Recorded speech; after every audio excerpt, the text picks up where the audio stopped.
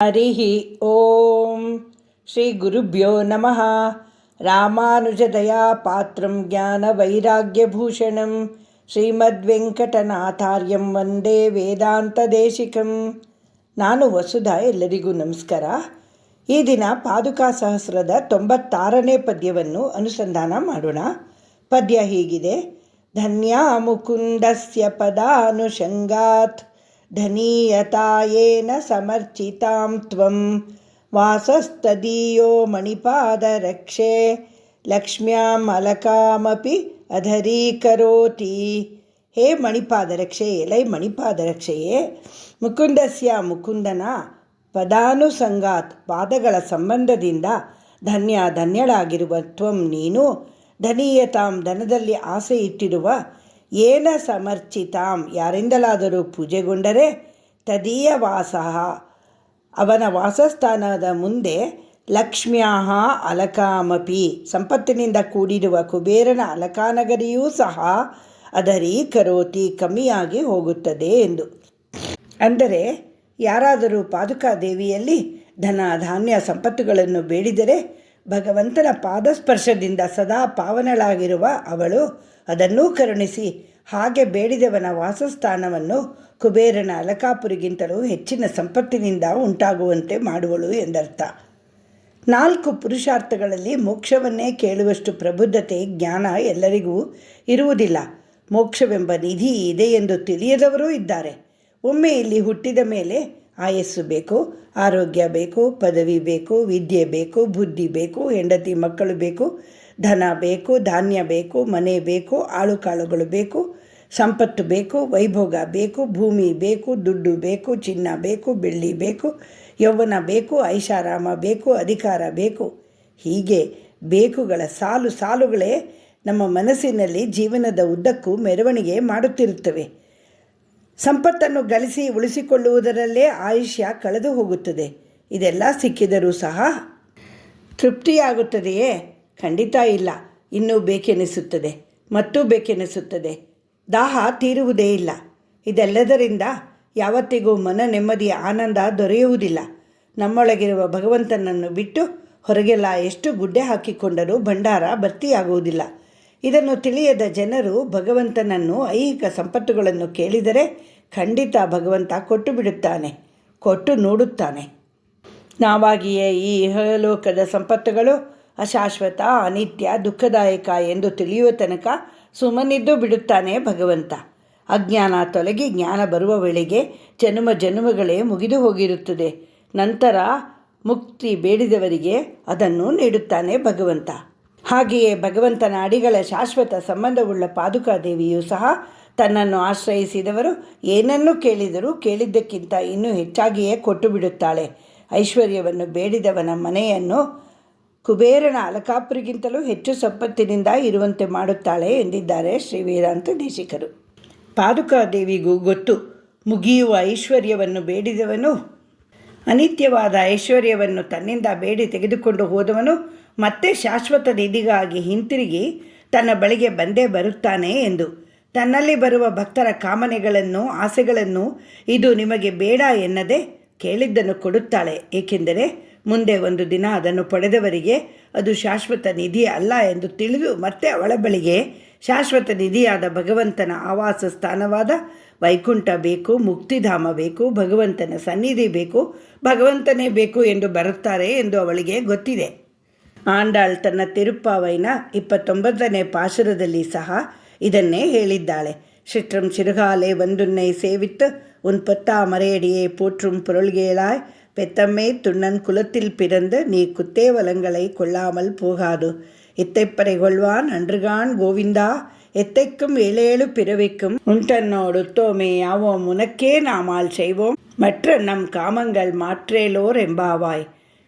ಬೆಳಿಗ್ಗೆ ಬಂದು ನಿನ್ನ ಸೇವೆ ಮಾಡಿ ನಿನ್ನ ಚಿನ್ನದಂತಹ ಪಾದ ಕಮಲಗಳಿಗೆ ಮಂಗಳಾಶಾಸನ ಮಾಡುತ್ತಿರುವ ಉದ್ದೇಶವನ್ನು ಕೇಳು. ಹಸುಗಳನ್ನು ಮೇಯಿಸಿ ಹೊಟ್ಟೆ ಹೊರೆದುಕೊಳ್ಳುತ್ತಿರುವ ಗೊಲ್ಲರ ಕುಲದಲ್ಲಿ ಹುಟ್ಟಿರುವ ನೀನು ಅಂತರಂಗ ಕೈಂಕರ್ಯಗಳನ್ನು ನಮ್ಮಿಂದ ಸ್ವೀಕರಿಸದೇ ಇರಕೂಡದು. ಈಗ ನೀನು ಅನುಗ್ರಹಿಸಿರುವ ಐಶ್ವರ್ಯಕ್ಕೆ ನಾವು ತೃಪ್ತಿ ಪಡುವವರಲ್ಲ. ಕೇಳು ಗೋವಿಂದ, 7 ಜನ್ಮದಲ್ಲೂ ನಾವು ನಿನಗೇ ಅನನ್ಯಾರ್ಹರಾಗಿರಬೇಕು. ನಾವು ನಿನಗೇ ದಾಸರಾಗಿ ನಿತ್ಯ ಕೈಂಕರ್ಯ ಮಾಡುವ ಐಶ್ವರ್ಯವನ್ನು ಹೊಂದಬೇಕು. ಇದು ಬಿಟ್ಟು ನಮ್ಮ ಬೇರೆ ಎಲ್ಲ ಬಯಕೆಗಳನ್ನು ನೀನೇ ಇಲ್ಲವಾಗಿಸಬೇಕು ಎಂದಿದ್ದಾಳೆ. ಗೋದೆಗೂ ಅವಳ ಗೆಳತಿಯರಿಗೂ ಗೊತ್ತು ಕೃಷ್ಣನೇ ಅಪರಿಮಿತ ಮುಗಿಯದ ಸಂಪತ್ತು ಎಂದು. ಅವನ ಸೇವೆಯೇ ಶಾಶ್ವತ ಐಶ್ವರ್ಯ, ಆನಂದ, ನೀಂಗಾದ ಶೆಲ್ವಂ ಎಂದು. ಬೇರೆ ಆಸೆಗಳನ್ನು ನಮ್ಮಿಂದ ದೂರ ಮಾಡು, ನಮಗೆ ಶಾಶ್ವತವಾಗಿ ನೀನೇ ಬೇಕು. ಕೇಳು ಕೃಷ್ಣ, ನಿನ್ನ ಸೇವೆಯೇ ಬೇಕು. ಇದಕ್ಕಿಂತ ಕಮ್ಮಿಯಾದ ಬೇರೆ ಯಾವ ಐಶ್ವರ್ಯವೂ ನಮಗೆ ಬೇಡ ಎಂದಿದ್ದಾಳೆ. ಹಾಗೆಯೇ ಶ್ರೀ ವೇದಾಂತ ದೇಶಿಕರು ಸಹ ಈ ಪದ್ಯದಲ್ಲಿ ಪಾದುಕಾ ದೇವಿಯ ಮಹಿಮೆ ಏನೆಂದರೆ, ಕುಬೇರನ ಅಲಕಾಪುರಿಯ ಐಶ್ವರ್ಯಕ್ಕಿಂತಲೂ ಮಿಗಿಲಾದ ಭಗವಂತನೆಂಬ ಐಶ್ವರ್ಯವನ್ನು ತನ್ನ ಭಕ್ತರಿಗೆ ತೋರಿಸಿ ಅವನ ಮೇಲೆ ಆಸೆ ಉಂಟು ಮಾಡಿ ಅವರಲ್ಲಿ ಅದಕ್ಕಿಂತ ಕಮ್ಮಿಯಾದ ಐಶ್ವರ್ಯಗಳ ಮೇಲೆ ಆಸೆಯನ್ನು ಹೋಗಲಾಡಿಸುತ್ತಾಳೆ ಎಂದು ಹೇಳಿದ್ದಾರೆ. ನಮ್ಮ ಸನಾತನ ಧರ್ಮದಲ್ಲಿ ನಮ್ಮ ಋಷಿಗಳು ಈ ಜೀವನವನ್ನು ಎಂದೂ ನಿಕೃಷ್ಟವಾಗಿ ಕಾಣಲಿಲ್ಲ. ಏನೇನೋ ತಪ್ಪುಗಳನ್ನು ಮಾಡಿ ಪಾಪದ ಫಲ ಅನುಭವಿಸಲು ಇಲ್ಲಿ ಬಂದಿದ್ದೇವೆ ಎಂದು ಭಾವಿಸುತ್ತಿರಲಿಲ್ಲ. ನಮ್ಮ ಸನಾತನ ಧರ್ಮದ ಋಷಿಮುನಿಗಳು ಬದುಕನ್ನು ಒಂದು ವರ ಎಂದು ಭಾವಿಸಿದ್ದರು. ಭಗವಂತ ಕೊಟ್ಟ ಬದುಕನ್ನು ಸನ್ಮುಖದಿಂದ ಸ್ವೀಕರಿಸುತ್ತಿದ್ದರು. ಏನು ಸುಖ ಇದೇನು ಸುಖ, ಮನುಜ ಶರೀರವಿದೇನು ಸುಖ ಎಂದು ದಾಸರ ಹಾಡಿನಂತೆ ಅಳುಮೋರೆಯಿಂದ ನಾವು ಬದುಕಬೇಕಾಗಿಲ್ಲ. ನಮ್ಮ ಉಪನಿಷತ್ತುಗಳು ಹೇಳುವಂತೆ ಧೀರರಾಗಿ ಬಾಳಬೇಕು, ವೈಭೋಗದಿಂದ ಬದುಕಬೇಕು. ವೇದಗಳು ಹೇಳುವ ಪ್ರಕಾರ ಮನುಷ್ಯನ ಆಯಸ್ಸು ಭೂಮಿಯ ಮೇಲೆ 100 ವರ್ಷ. ಆ 100 ವರ್ಷಗಳನ್ನು ಅಳುತ್ತಾ ಗೋಳಾಡುತ್ತಾ ಬಾಳುವುದಲ್ಲ. ಸಂತೋಷದಿಂದ ಬಾಳಬೇಕು, ಸಾಹಸದಿಂದ ಬಾಳಬೇಕು, ಸೇವೆಯಿಂದ ಬಾಳಬೇಕು, ಸಾಧನೆ ಮಾಡಬೇಕು, ಶ್ರೇಯಸ್ಸನ್ನು ಗಳಿಸಬೇಕು, ಸಾರ್ಥಕ ಬದುಕನ್ನು 100 ವರ್ಷ ಬಾಳಬೇಕು. ಶುಕ್ಲ ಯಜುರ್ವೇದದಲ್ಲಿ ಬರುವ ಒಂದು ಪ್ರಾರ್ಥನೆ ನೋಡಿ.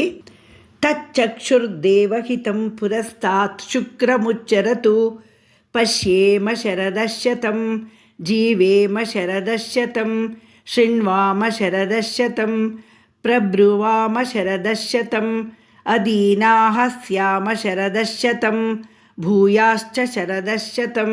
ಅರ್ಥ ನೋಡಿ. ಜಗದ ಕಣ್ಣಿನಂತೆ ಇರುವ ದೇವರಿಗೆ ಪ್ರಿಯನಾದ ಸೂರ್ಯ ಮೂಡಲ ದಿಕ್ಕಿನಲ್ಲಿ ಉದಯಿಸುತ್ತಿರುವನು. 100 ವರ್ಷಗಳ ಕಾಲ ಅವನನ್ನು ನೋಡೋಣ, 100 ವರ್ಷಗಳ ಕಾಲ ಜೀವಿಸೋಣ, 100 ವರ್ಷಗಳ ಕಾಲ ಕೇಳೋಣ, 100 ವರ್ಷಗಳ ಕಾಲ ಮಾತನಾಡೋಣ, 100 ವರ್ಷಗಳ ಕಾಲ ಗೌರವದಿಂದ ಬಾಳೋಣ. ಸಾಧ್ಯವಾದರೆ ಸ್ವಲ್ಪ ಹೆಚ್ಚು ಕಾಲವೇ ಬದುಕೋಣ ಎಂದು ಹೇಳುತ್ತದೆ ಶುಕ್ಲ ಯಜುರ್ವೇದದ ಈ ಮಂತ್ರ. ಇವತ್ತಿಗೂ ದೇವಸ್ಥಾನಗಳಲ್ಲಿ ಸಮಾರಂಭಗಳಲ್ಲಿ ಆಶೀರ್ವಾದ ಮಾಡುವಾಗ ಶತಮಾನಂ ಭವತಿ ಶತಾಯುಃ ಪುರುಷ ಶತೇಂದ್ರಿಯ ಆಯುಷ್ಯೇವೇಂದ್ರಿಯೇ ಪ್ರತಿಷ್ಠತಿ ಎಂದು ಆಶೀರ್ವಾದ ಮಾಡುತ್ತಾರೆ. 100 ವರ್ಷಗಳ ಕಾಲ ಸುಖವಾಗಿ ಬಾಳಿ ಎಂದು. ದೀರ್ಘಕಾಲ ಬದುಕಿರುವುದೇ ಒಂದು ಹೆಮ್ಮೆಯ ವಿಷಯ ಅಲ್ಲ. 100 ವರ್ಷಗಳ ಕಾಲ ಸಾರ್ಥಕ ಬದುಕನ್ನು ಬದುಕಬೇಕಾದರೆ ಸಂಪತ್ತು ಬೇಕು, ಪರಿಜ್ಞಾನವೂ ಬೇಕು. ಆದ್ದರಿಂದಲೇ ಪ್ರಶ್ನೋಪನಿಷತ್ತಿನ ಒಂದು ಮಂತ್ರ ಹೀಗೆ ಹೇಳುತ್ತದೆ: ಮಾತೇವ ಪುತ್ರಾನ್ ರಕ್ಷಸ್ವ ಶ್ರೀಶ್ಚ ಪ್ರಜ್ಞಾಂಚ ವಿದೇಹಿ ನ ಇತಿ. ಭಗವಂತನೇ ಮುಖ್ಯಪ್ರಾಣನೇ, ತಾಯಿ ಮಕ್ಕಳನ್ನು ರಕ್ಷಿಸುವಂತೆ ರಕ್ಷಿಸು, ಸಂಪತ್ತನ್ನು ಕೊಡು, ಒಳ್ಳೆಯ ಬುದ್ಧಿಶಕ್ತಿ ಕೊಡು ಎಂದು ಹೇಳುತ್ತದೆ ಈ ಮಂತ್ರ. ಬರೀ ಸಂಪತ್ತಿದ್ದರೆ ಸಾಲದು, ಹೇಗೆ ಬದುಕಬೇಕು ಎನ್ನುವ ಪ್ರಜ್ಞೆಯೂ ಇರಬೇಕು. ಇಲ್ಲದಿದ್ದರೆ ಈ ಬದುಕು ನಿರರ್ಥಕವಾಗಿ ಹೋಗುತ್ತದೆ. ಆದುದರಿಂದ ಭಗವಂತ ಕೊಟ್ಟ ಸಂಪತ್ತನ್ನು ಒಳ್ಳೆಯ ಕೆಲಸಗಳಿಗಾಗಿ ಉಪಯೋಗಿಸಬೇಕು ಎಂದು ಶಾಸ್ತ್ರ ಹೇಳುತ್ತದೆ. ಮನುಷ್ಯನಾಗಿ ಹುಟ್ಟಿದ ಮೇಲೆ 5 ರೀತಿಯ ಯಜ್ಞಗಳನ್ನು ಮಾಡಬೇಕು, ಕರ್ತವ್ಯ ನೆರವೇರಿಸಬೇಕು. 1 ದೇವಯಜ್ಞ, 2 ಋಷಿಯಜ್ಞ, 3 ಪಿತೃಯಜ್ಞ, 4 ಮನುಷ್ಯಯಜ್ಞ, 5 ಭೂತಯಜ್ಞ. ಚಿಕ್ಕದಾಗಿ ಹೇಳಬೇಕೆಂದರೆ ಇಂತಹ ಬದುಕನ್ನು ಕೊಟ್ಟ ದೇವರಿಗೆ ಕೃತಜ್ಞತೆಯನ್ನು ಸಲ್ಲಿಸಬೇಕು. ಅದೇ ದೇವಯಜ್ಞ. ವೇದಾಂತಗಳನ್ನು, ಶಾಸ್ತ್ರಗಳನ್ನು, 64 ವಿದ್ಯೆಗಳನ್ನು, ವಿಜ್ಞಾನವನ್ನು ನಮಗೆ ಕೊಟ್ಟಂತಹ ಋಷಿಗಳಿಗೆ ಸ್ವಲ್ಪವಾದರೂ ಋಣ ತೀರಿಸಬೇಕೆಂದರೆ ಅದನ್ನೆಲ್ಲ ಅಧ್ಯಯನ ಮಾಡಬೇಕು, ಅಧ್ಯಾಪನ ಮಾಡಬೇಕು. ಅದೇ ಋಷಿಯಜ್ಞ. ತಂದೆ ತಾಯಿಗಳನ್ನು ಚೆನ್ನಾಗಿ ನೋಡಿಕೊಂಡು ಅವರಲ್ಲಿ ಪ್ರೀತಿ ಗೌರವಗಳನ್ನಿಟ್ಟು ಅವರಿಗೆ ಏನು ಮಾಡಬೇಕು ಅದನ್ನೆಲ್ಲ ನಿಷ್ಠೆಯಿಂದ ಮಾಡಿದರೆ ಮಕ್ಕಳು ಪಿತೃಗಳಿಗೆ ಸ್ವಲ್ಪವಾದರೂ ಋಣ ತೀರಿಸಿದಂತಾಗುತ್ತದೆ. ಅದು ಪಿತೃಯಜ್ಞ. ಇನ್ನು ನಮ್ಮ ಸುತ್ತಮುತ್ತ ಇರುವ ಮನುಷ್ಯರಿಗೆ ಹಿಂಸೆ ನೀಡದೆ ದಯೆ, ಕರುಣೆ, ಪ್ರೀತಿ ಅಂತಃಕರಣಗಳಿಂದ ಬಾಳಿದರೆ ಅದು ಮನುಷ್ಯಯಜ್ಞ ಎನಿಸಿಕೊಳ್ಳುತ್ತದೆ. ಪಂಚಭೂತಗಳಿಂದಾದ ಈ ಜಗತ್ತಿನಲ್ಲಿರುವ ಎಲ್ಲ ಕ್ರಿಮಿಕೀಟ ಪಶು ಪಕ್ಷಿಗಳನ್ನು ಪ್ರೀತಿಯಿಂದ ಕಾಣುತ್ತಾ ಅವುಗಳಿಗೆ ಹಾಗೂ ನಮ್ಮ ಜೀವನಾಧಾರವಾಗಿರುವ ಗಾಳಿ, ಅಗ್ನಿ, ನೀರು, ಭೂಮಿ, ಆಕಾಶ ಇವುಗಳಿಗೆ ಹಾನಿ ಮಾಡದೆ ಕಾಪಾಡಿಕೊಂಡು ಬದುಕುವುದು ಭೂತಯಜ್ಞ. ಸಂಪತ್ತು, ಐಶ್ವರ್ಯ ಕೆಟ್ಟದಲ್ಲ, ಆದರೆ ಅದನ್ನು ಬಳಸುವ ರೀತಿ ಕೆಟ್ಟದ್ದಾಗಿರಬಾರದು. 100 ವರ್ಷ ಚೆನ್ನಾಗಿ ಬದುಕಿ, ಹೀಗೆ ಬದುಕಿ ಭಗವಂತನಲ್ಲಿ ಮನಸ್ಸಿಟ್ಟು ಬದುಕಿ ಎನ್ನುತ್ತದೆ ವೇದಮಂತ್ರಗಳು. ಭಗವಂತ ಕೊಟ್ಟ ಐಶ್ವರ್ಯದ ಜೊತೆಗೆ ನ್ಯಾಯ ಮಾರ್ಗದಲ್ಲಿ ಸಂಪತ್ತನ್ನು ಗಳಿಸುತ್ತಾ ತಾನೂ ಸುಖವಾಗಿದ್ದು ಇತರರನ್ನು ಸುಖವಾಗಿಡುತ್ತಾ ಕರ್ತವ್ಯಗಳನ್ನು ನೆರವೇರಿಸುತ್ತಾ ಭಗವಂತನಲ್ಲಿ ಮನಸ್ಸಿಟ್ಟು 100 ವರ್ಷಗಳ ಕಾಲ ಸುಖವಾಗಿ ಬದುಕೋಣ ಎನ್ನುತ್ತದೆ ವೇದಮಂತ್ರಗಳು. ಇದಕ್ಕೆ ಪೂರಕವಾಗಿ ಬೃಹದಾರಣ್ಯಕ ಉಪನಿಷತ್ತಿನ ಒಂದು ಕಥೆಯನ್ನು ಹೇಳ್ತೇನೆ ಕೇಳಿ. ಭಗವಂತನ ಆದೇಶದ ಮೇರೆಗೆ ಪ್ರಜಾಪತಿ ಬ್ರಹ್ಮನು ದೇವತೆಗಳನ್ನು, ಮನುಷ್ಯರನ್ನು, ರಾಕ್ಷಸರನ್ನು, ಪಶು ಪಕ್ಷಿ ಕ್ರಿಮಿ ಕೀಟಗಳನ್ನು ಅವರವರ ಕರ್ಮಾನುಸಾರವಾಗಿ ಬದುಕಲು ಊರ್ಧ್ವಲೋಕಗಳನ್ನು, ಅಧೋಲೋಕಗಳನ್ನು, ಭೂಮಿಯನ್ನು ಸೃಷ್ಟಿಸುತ್ತಾನೆ. ದೇವತೆಗಳು ಪುಣ್ಯವಂತರು ಸ್ವರ್ಗಲೋಕದಲ್ಲಿಯೂ, ಮನುಷ್ಯರು ಭೂಮಿಯಲ್ಲಿಯೂ, ರಾಕ್ಷಸರು ಪಾತಾಳದಲ್ಲಿಯೂ ಅಲ್ಲಿನ ಅನುಕೂಲಗಳಿಗೆ ತಕ್ಕಂತೆ ಭೋಗ ಭಾಗ್ಯಗಳನ್ನು ಅನುಭವಿಸುತ್ತಾ ಇದ್ದರು. ದೇವತೆಗಳು, ದಾನವರು, ಮನುಷ್ಯರು ಈ 3 ವರ್ಗಕ್ಕೆ ಸೇರಿದ ಜನರಿಗೆ ಅವರವರ ಜಾಗದಲ್ಲಿ ಬೇಕಾದ ಹಾಗೆ ಭೋಗಭಾಗ್ಯಗಳಿದ್ದರೂ ಮನಸ್ಸಿಗೆ ನೆಮ್ಮದಿ ಮಾತ್ರ ಇರಲಿಲ್ಲ. ಆದ್ದರಿಂದ ಒಮ್ಮೆ ದೇವತೆಗಳು ಪ್ರಜಾಪತಿ ಬ್ರಹ್ಮನನ್ನು ಪ್ರಾರ್ಥನೆ ಮಾಡಿದರು. ಪ್ರತ್ಯಕ್ಷನಾದ ಪ್ರಜಾಪತಿ ಬ್ರಹ್ಮನಲ್ಲಿ ತಮ್ಮ ಅಳಲನ್ನು ತೋಡಿಕೊಂಡರು. ನಮಗೆಲ್ಲ ಇದೆ, ಭಾಗ್ಯವಂತರು ನಾವು, ನಮಗೆ ಮುಪ್ಪಿಲ್ಲ, ಮರಣವಿಲ್ಲ, ರೋಗ ರುಜಿನವಿಲ್ಲ, ಕಷ್ಟಗಳಿಲ್ಲ. ಆದರೂ ಅದೇಕೋ ನಮಗೆ ನೆಮ್ಮದಿ ಮಾತ್ರ ಇಲ್ಲ. ನೆಮ್ಮದಿ ಸಿಗಬೇಕಾದರೆ ಏನು ಮಾಡಬೇಕು ಹೇಳು ಎಂದರು. ಆಗ ಬ್ರಹ್ಮನು ಅವರಿಗೆ, ನಾನು ಉದ್ದುದ್ದ ಉಪದೇಶ ನೀಡುವುದಿಲ್ಲ, ಒಂದೇ ಒಂದು ವಾಕ್ಯ ಅಥವಾ ಒಂದೇ ಒಂದು ಪದ ಹೇಳುವುದಿಲ್ಲ. ನಿಮಗೆ ನೆಮ್ಮದಿ ಕೊಡಬಹುದಾದ ಒಂದೇ ಒಂದು ಅಕ್ಷರ ಹೇಳುತ್ತೇನೆ, ಕೇಳಿ, ನೀವೇ ಕಂಡುಕೊಳ್ಳಿ ಎಂದನು. ಅವನು ಹೇಳಿದ ಅಕ್ಷರ ಯಾವುದೆಂದರೆ ದ. ದೇವತೆಗಳು ಯೋಚಿಸಿದರು. ಅವರಿಗೆ ಹೊಳೆಯಿತು ಉತ್ತರ, ಅದು ದಮ ಎಂದು. ನಾವು ದೇವತೆಗಳಿಗೆ ಇಂದ್ರಿಯ ಲೋಲುಪತೆ ಜಾಸ್ತಿಯಾಯಿತು. ಇಷ್ಟ ಎಂದು ಇಷ್ಟದ ತಿಂಡಿಯನ್ನು ಅತಿ ಹೆಚ್ಚು ತಿಂದರೆ ಅಜೀರ್ಣವಾಗುತ್ತದೆ, ಹೊಟ್ಟೆ ನೇಯುತ್ತದೆ, ವಾಂತಿ ಬರುತ್ತದೆ. ಹಾಗೆ ನಮ್ಮ ಇಂದ್ರಿಯಗಳಿಗೆ ಸುಖ ಜಾಸ್ತಿ ಆಯಿತು. ಇಂದ್ರಿಯಗಳನ್ನು ದಮನ ಮಾಡಬೇಕು, ಅಂದರೆ ಹತೋಟಿಯಲ್ಲಿಟ್ಟುಕೊಳ್ಳಬೇಕು, ಆಗ ನೆಮ್ಮದಿ ಸಿಗುತ್ತದೆ ಎಂದು ಅರಿತುಕೊಂಡರು. ಬ್ರಹ್ಮನಲ್ಲಿ ಹೋಗಿ ಕೇಳಿದಾಗ ಅವನು ಹೌದು ಎಂದನು. ವಿಷಯ ತಿಳಿದ ರಾಕ್ಷಸರು ಪ್ರಜಾಪತಿ ಬ್ರಹ್ಮನನ್ನು ಪ್ರಾರ್ಥಿಸಿದರು. ಪ್ರಜಾಪತಿ ಬ್ರಹ್ಮನು ಪ್ರತ್ಯಕ್ಷನಾದಾಗ ಅವನಿಗೆ ಹೇಳಿದರು, ನಮ್ಮಲ್ಲಿ ಅಪಾರ ದೇಹಶಕ್ತಿ ಇದೆ, ಅಪರಿಮಿತ ಐಶ್ವರ್ಯ ಇದೆ, ಏನು ಬೇಕಾದರೂ ದೊರಕಿಸಿಕೊಳ್ಳುವ ತಾಕತ್ತು ಇದೆ, ಆದರೆ ನೆಮ್ಮದಿ ಮಾತ್ರ ಇಲ್ಲ. ನೆಮ್ಮದಿ ಸಿಗಬೇಕಾದರೆ ಏನು ಮಾಡಬೇಕು? ಆಗ ಬ್ರಹ್ಮ ಅವರಿಗೂ ದ ಎಂಬ ಅಕ್ಷರವನ್ನೇ ಹೇಳಿದ. ರಾಕ್ಷಸರು ಯೋಚಿಸಿದರು. ಆಗ ಅವರಿಗೆ ಹೊಳೆಯಿತು, ನಮ್ಮ ಆಸೆಗಳನ್ನು ತೀರಿಸಿಕೊಳ್ಳಲು ನಾವು ಹಿಂಸೆಯ ದಾರಿ ಹಿಡಿದಿದ್ದೇವೆ. ದಯೆಯೇ ಇಲ್ಲ ನಮ್ಮಲ್ಲಿ. ನಾವು ದಯೆಯನ್ನು ರೂಢಿಸಿಕೊಂಡರೆ ಮನ ನೆಮ್ಮದಿ ಪಡೆಯುತ್ತೇವೆ. ದಯಾಗುಣ ಬೇರೆಯವರನ್ನು ಹಿಂಸಿಸುವುದನ್ನು ತಡೆಯುತ್ತದೆ. ಬೇರೆಯವರನ್ನು ಹಿಂಸೆ ಮಾಡದಿರುವುದೇ ಧರ್ಮ ಮಾರ್ಗ ಎಂದು ತಿಳಿದುಕೊಂಡರು. ಇನ್ನು ಮನುಷ್ಯರು ಅವರು ಬ್ರಹ್ಮನಿಗೆ ಹೇಳಿದರು, ದೇವರು ನಮಗೆ ಬೇಕಾದಷ್ಟು ಕೊಟ್ಟಿದ್ದಾನೆ. ಗಾಳಿ, ನೀರು, ಬೆಳಕು, ಭೂಮಿ, ಆಕಾಶ, ಕರ್ಮೇಂದ್ರಿಯಗಳು, ಜ್ಞಾನೇಂದ್ರಿಯಗಳು, ಮನಸ್ಸು, ಬುದ್ಧಿ, ಸತ್ವ, ರಜೋ, ತಮೋ ಗುಣಗಳು. ಆದರೂ ಕಷ್ಟ ದುಃಖಗಳು ಸಾಲಿಟ್ಟು ಬರುತ್ತವೆ, ನಮಗೆ ನೆಮ್ಮದಿ ಎಂಬುದೇ ಇಲ್ಲ ಎಂದರು. ಆಗ ಬ್ರಹ್ಮ ಭೇದ ಮಾಡದೆ ಇವರಿಗೂ ದ ಎಂಬ ಅಕ್ಷರವನ್ನೇ ಉಪದೇಶ ಮಾಡಿದ. ಬುದ್ಧಿವಂತರಾದ ಮನುಷ್ಯರಿಗೆ ಅರ್ಥವಾಗಿತ್ತು. ದೇವರು ಕೊಟ್ಟ ಎಲ್ಲ ವಸ್ತುಗಳನ್ನು ನಮ್ಮ ಐಷಾರಾಮಕ್ಕಾಗಿ, ನಮ್ಮ ಸುಖಕ್ಕಾಗಿ ಬೇಕಾಬಿಟ್ಟು ಉಪಯೋಗಿಸುತ್ತಿದ್ದೇವೆ. ಕೊಟ್ಟ ಆಯುಷ್ಯವನ್ನೆಲ್ಲ ಐಶ್ವರ್ಯವನ್ನು ಗಳಿಸುವುದರಲ್ಲಿ ಕಳೆಯುತ್ತೇವೆ. ಗಳಿಸಿದ್ದನ್ನು ಕೂಡಿಟ್ಟು ಸಂತೋಷ ಪಡುತ್ತೇವೆ. ದೇವರು ನಮಗೆ ಕೊಟ್ಟ ಎಲ್ಲ ವಸ್ತುಗಳನ್ನು ಸಿಕ್ಕಾಪಟ್ಟೆ ಉಪಯೋಗಿಸಿ ಹಾಳು ಮಾಡುತ್ತಿದ್ದೇವೆ. ಎಂದೋ ಒಂದು ದಿನ ಈ ಬದುಕು, ಯೌವನ, ಗಳಿಸಿದ ಸಂಪತ್ತು, ಅಧಿಕಾರ, ಹೆಸರು ಎಲ್ಲವನ್ನು ಬಿಟ್ಟು ಹೋಗಲೇಬೇಕು ಎಂಬ ಸತ್ಯ ಯಾವಾಗಲೂ ಭಯವಾಗಿ ಕಾಡುತ್ತಿರುತ್ತದೆ. ಆದ್ದರಿಂದ ಮನಸ್ಸಿಗೆ ನೆಮ್ಮದಿ ಇಲ್ಲ ಎಂದು ಯೋಚಿಸಿದರು.